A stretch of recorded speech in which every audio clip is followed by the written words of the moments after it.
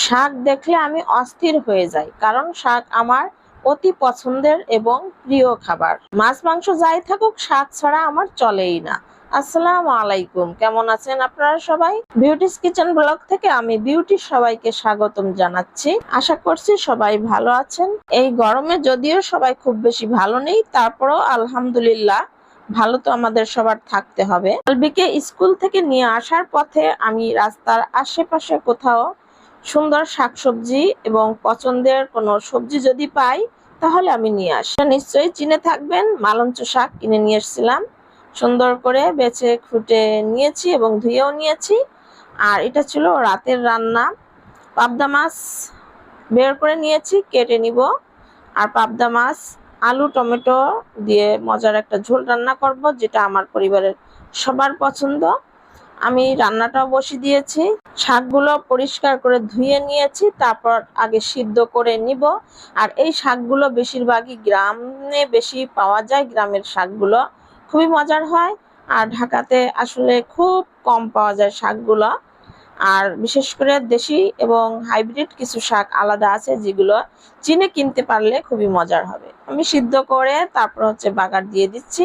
এখানে পেঁয়াজ রসুন বেশি করে দিয়ে দিয়েছি। আর শাক রান্না একটু মজা হতে হলে পেঁয়াজ রসুন কেটে একটু বেশি করে দিতে হবে, তাহলেই শাক খেতে অনেক মজার হবে। সকালবেলায় মা যখন এভাবে গরম গরম ভাতের সাথে বিভিন্ন পাঁচমিশালি শাক ভাজি করতো, ওটা দিয়েই সত্যি ভাত খেয়ে নিতাম খুব মজা করে। এখন আর সেই দিন নেই। সকালে উঠলেই কোনো কিছুই খেতে ইচ্ছে করে না। মায়ের হাতের সেই গরম গরম ভাতের সাথে ভর্তা ভাজি খুবই মিস করি। ভাজিটা আমার করা হয়ে গেছে। এদিকে আমি ঝোল রান্না করার জন্য পেঁয়াজ একটু সুন্দর করে ভেজে আমি সব ধরনের মশলা দিয়ে কষিয়ে নিচ্ছি।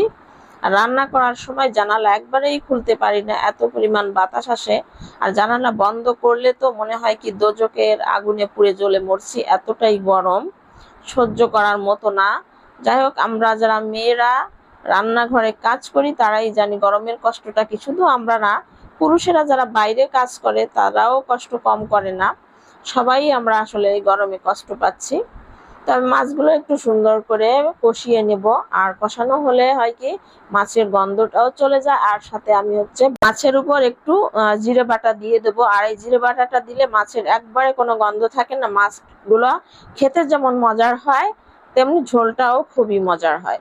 আর আমার ছোট ছোট ব্লগ ভিডিওগুলো যারা দেখেন তারা আমার রান্নার ধরনগুলো দেখেই বুঝবেন আমি কয়েক রকমের রান্না করি। পাবদা মাছগুলো আমার পরিবারের সবার পছন্দ, যার কারণে আমি ঝোলটা রান্না করে বেশি আলু এবং টমেটো দিয়ে বেশি পছন্দ করে।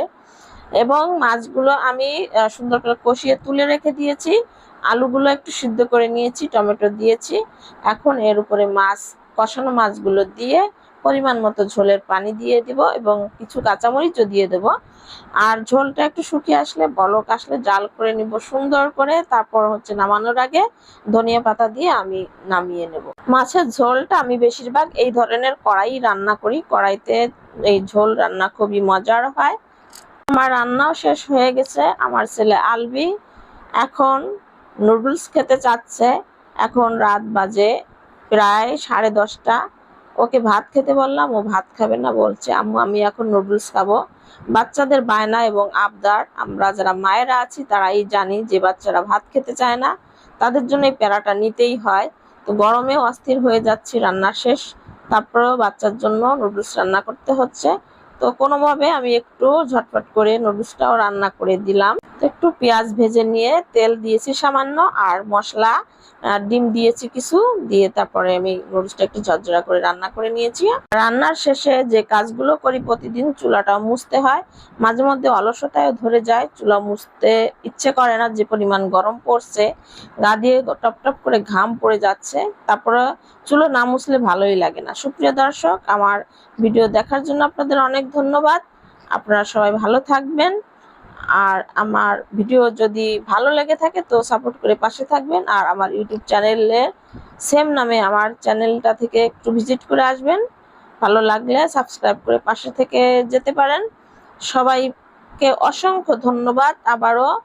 আজ এখানেই বিদায় নিচ্ছি। আবারও দেখা হবে অন্য কোনো ভিডিওতে। সে পর্যন্ত আপনারা ভালো থাকবেন, সুস্থ থাকবেন। আল্লাহ হাফেজ। আসসালামু আলাইকুম।